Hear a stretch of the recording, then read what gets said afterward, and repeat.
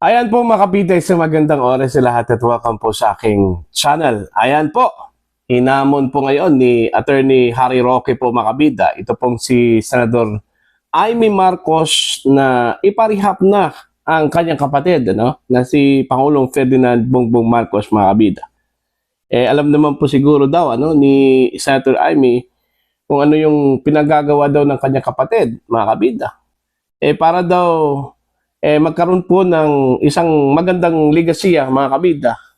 Yung kanyang kapatid daw, ngayon pa lang, ibigay na daw yung kanyang tungkulin at pamumuno po ng Pilipinas doon ho sa taong may malinaw po na pag-iisip. Kagaya na lang po ng Vice Presidente po natin, Vice President Sara Duterte. Ito, pangalawang beses na po ito na hinamon po ni Harry Roque po makabida, ito pong si Amy Marcos, okay, na payuhan ng kanyang kapatid na magparehab na raw, mga kabida. Ito, pakinggan muna natin, ito pong naging pahayag po, ni Attorney Harry Roque po mga kabida.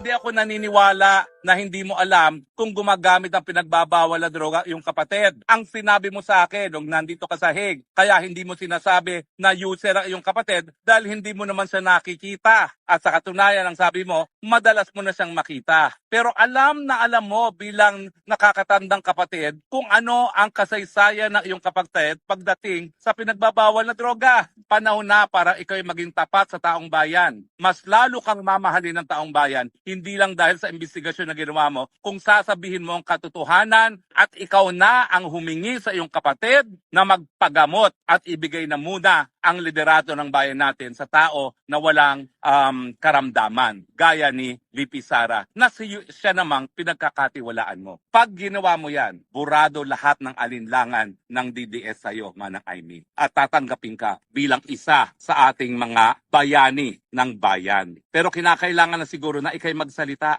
dahil nakakabingi ang katahimikan ng iyong kapatid at kanyang esposo sa kabila ng pagkamatay ni Paulo Tantoco. Siguro ang huling salitang iiwan ko, sana nga po, hindi pumanaw si Paulo Tantoco na walang dahilan. Sana po, itong nangyari kay Paulo Tantoco na nakakalungkot sa pamilya niya, maging mitsa para magkaroon tayo ng tapatan sa panig ng mga sambayanang Pilipino at ang mga Marcoses. Ulitin ko po, mapagpatawag po ang sambayanang Pilipino. Karamdaman po ang drug use. Matinding karamdaman. Papayagan po kayo ng sambayan na magpagamot, pero wag yun naman po ilagay sa abirya ang kinabukasan ng bayang ito sa pamamagitan ng pagbibigay kay BP Sara habang kayo ay nagpapagamot. Pero hindi po katanggap-tanggap na kung talagang kayo may problema, kung talagang kayo may karamdaman, mananatili kayo nakaluklok sa pinakamataas na pwesto sa Pilipinas dahil sigurado po yan, mitsa po yan ng buong bayan. Ang kinakailangan po natin, solusyon. Pero kung talaga pong sila ay may karamdaman, sila po ang nagiging problema ng sambayanang Pilipino. Yan po ang ating hamon. Sana po, hindi naman ako nagdududa na pinangangalagaan ninyo ang inyong pangalan sa kasaysayan ng Pilipinas. At sana po, kayo'y maalala ng sambayanan bilang isang pamilyang Marcos na minsang sinuko ng taong bayan, nagkaroon ng malasakit sa taong bayan sa pamamagitan ng pag-amin ng pagkakasakit at pag-amin na hindi kayang maglingkod panandalian. At talaga pong ang solusyon, ibigay na muna ang pamumuno sa tao na malinaw at least ang pag-iisip. Dahil kapag malinaw ang pag-iisip ng presidente, posible magkaroon ng solusyon sa ating mga hinaharap na paghamon. Ayun, ang tindi yung hamon po ni Attorney Roque po makabida po dito ho kay Senator Amy Marcos po I don't know kung kakasabay itong si Senator Amy po dito mga kabida. Yung pagbatikos lang nga doon sa kanyang kapatid medyo hindi po niya magawa po mga kabida. Yung harap-harapan talaga kahit na alam po niya na hindi na po maganda yung pamamalakad ng kanyang kapatid sa gobyerno po mga kabida pero hindi ho niya magawa ito. Well, understandably, kasi kapatid po yun, kahit na po, hindi po, kahit na po pansin po niya, yung mga hindi po magandang nangyayari po sa gobyernong ito mga kabida, pero hindi po niya makuhang patikusin mga kabida, direkta yung kanyang kapatid. Okay? Di ba napapansin po ninyo na every time meron po siyang reklamo sa gobyerno, gobyerno yung kanyang address po, ano? Hindi ho Malacanang, although first time ko pong narinig, ano, yung kahapon po na kanyang hamon, ano, sa Malacanang po makabida na maglabas po ng comprehensive report, ano, patungkol ho doon sa pagkamatay po ni Paulo Tantoco, ano. First time ko yung narinig po, ano, na hined-on po niya ang Malacanang po makabida.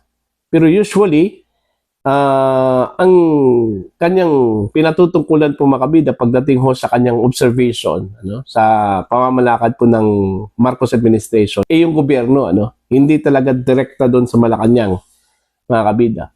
Iniminsan, hindi po niya in-address yung kanyang grievances po makabida, no, sa Malacanang. Gobyerno yung usual na ginagamit po niyang term, ano, mga kabida.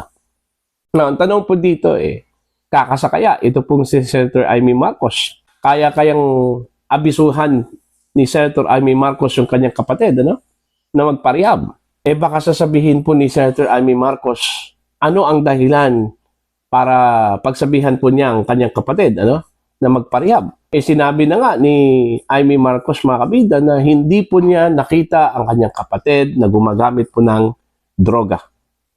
Although may mga sabi-sabi po na gumagamit po siya ng illegal na droga, no? Pero sa kanyang sarili, hindi pa raw niya nakita yung kanyang kapatid na gumamit raw ng illegal na droga. So, anong dahilan po, ano, na pagsabihan daw niya yung kanyang kapatid? Baka yun yung sasabihin po, ano, bilang sagot ni Senator Amy din po kay Attorney Harry Roque, no? Although, tama naman po si Attorney Harry Roque, mga kabida. Hanggang ngayon, may mga pagdududa po, ano, sa action po ng presidential sister po, mga kabida, no? Kahit na po sinabi at ipinakita po niya yung kanyang katapatan po, ano, kay Vice President Sara Duterte po, mga kabida, pero hindi ho mawawala yung pagdududa po ng mga supporters po ng mga Duterte. O ilan, ano? Hindi po lahat.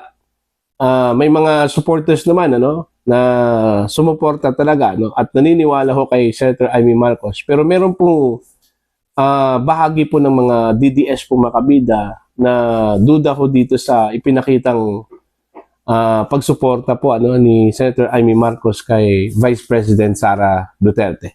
Kaya ito po yung pinunto po, mga kabida, ni Attorney Harry Roque, ano, para po mawala itong mga pagdududa, ano, dito ho kay Senator Amy Marcos, gawin niya yung kanyang part, ano, kumbinsihin niya yung kanyang kapatid na magparehab, ano, para at least mararamdaman po ng DDS daw, ano, mga kabida, na talagang tapat ito, ano, at ang gusto po niya na ang mamumuno po dito yung may magandang pag-iisip po, ano, mga kabida, kagaya ho ni Vice President Sara Duterte. Okay? So, yun yung malaking tanong kung kakasaba dito si Senator Amy Marcos. Okay? Yung kanyang demand, ano, sa Malacanang Palace po, mga kabida, na maglabas po ng comprehensive report. Para sa akin personally, ano, isang step na yon. Okay? Isang step na yon. Kasi first time ko pong narinig po, mga kabida, na hined-on po, ano, ni Senator Amy Marcos yung Malacanang. At pag sinabi pong in-address po niya ang Malacanang Palace, parang in-address na po niya, no, yung kanyang kapatid na ang presidente po ng Pilipinas. Sino naman po yung head po ng Malacanang Palace? Di si Pangulong Ferdinand Bongbong Marcos Jr., di ba?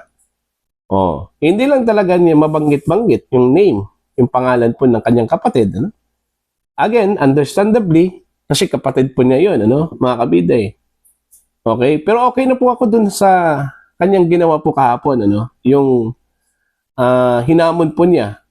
Okay? Nag-demand po siya, mga kabida, ng comprehensive report considering nasangkot yung pangalan po, ano, ni First Lady Lisa Marcos po, mga kabida, ano? Hindi po ito simpleng personal na pangyayari po, ano, yung pagkamatay po ni Mr. Paulo Tantoco. Although personal in nature, considering pribadong tao, ito hong si Mr. Paulo Tantoco, pero meron kasing ano na-drag kasi yung pangalan po ni First Lady dito, ano? Lalong-lalo na po nung lumabas yung dokumento po, mga kabida, no? kung saan po ay nakalagay yung pangalan po na Lisa Araneta Marcos, ano? Wala naman pong ibang Lisa Araneta Marcos na naging kasama po ni Mr. Paulo Tantoco dun sa California, no? Nung dumalo po sila mga kabida sa isang event, yung Manila International Film Festival, di ba? Ito lang mang pong si First Lady Lisa Marcos, di ba? So since na-drag yung name, dapat magpaliwanag po, ano? Kung hindi po kaya magpaliwanag po ni First Lady dito mga kabida, dapat yung Malacanang po mismo in behalf, ano, kay First Lady, magsalita po. Maglabas po ng, yun nga, yung demand po ni Senator Amy na comprehensive report po, ano? Ano ba talagang nangyari? Okay? Kung pagbabatayan po natin yung dokumento po mga kabida, na parang police record yun, ano, na inilabas po ni Mr. Bobby Tiglao. So, yun po. Okay na po ako dun sa ginawa po ni Senator Amy. Pero dito ko sa hamon po mga kabida ni Attorney Harry Roque, ano, kay Senator Amy Marcos na kumbinsihin yung kanyang kapatid na magparehab. Depende na po yan kay Senator Amy Marcos kung kaya po niyang gawin po yun, ano. Para lang po ipakita po niya sa mga nagdududang mga miyembro po ng DDS, mga kabida, na talagang totoo yung kanyang pagsuporta po, ano, kay Vice President Sara Duterte at sa mga Duterte po mga kabida, ano po. Para po sa inyong opinion at pananaw, please comment down. Sa mga hindi pa po subscriber mga kabida sa aking channel, please subscribe. Just click the subscribe button, click the notification bell, click all para updated po kayo sa aking mga uploads. Maraming salamat po sa inyo lahat mga kabida.